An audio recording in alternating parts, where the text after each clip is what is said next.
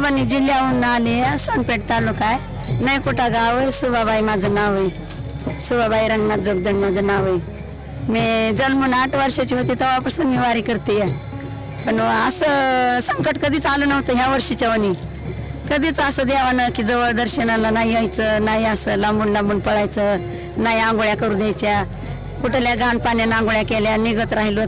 पण असं माऊलीला की रात्र येळ चिंतन केलं की माऊली वारी तर होऊ दे, आंघोळ नाही होऊ दे तुझी मत इंद्रायणीला मत वारी घडू दे. मग हात जोडले. आज म्हणलं वारीला लागलं की एक थेंब येणार नाही. परत लोक जाऊ लागले. पण आपण म्हणलं वारीला जायचंच नाही, वारी करायची म्हणजे करायची.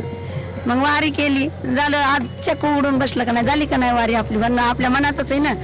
आज मी या माझा नातू या, मी बी असं 8 वर्षाची होते तेव्हापासून आई वडिलांसोबत आलेली या.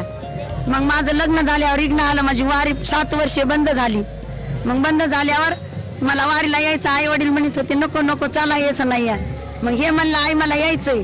मी म्हणलं चल बाबा, मी बी तुझ्या वणीच यायचं म्हणत होते. मी आले, आता आलाय, आज पहिला दिवस आहे, चालतो या, काही दुखत नाही म्हणतो या, अशीच वारी करते. तर म्हणते आता मला असंच येत राहायचंय.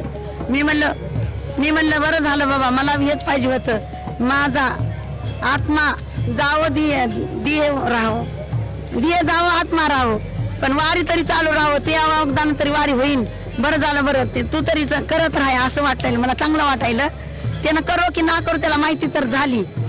मग वारी तर करणारच आता ते असं. मग देवाला हा त्याला माझ्या पाठीशी त्याला उभं केलंय मी.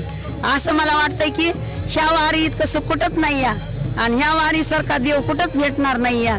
म्हणून पुन्हा पुन्हा जन्माला आल्यावर ही वारी करावं.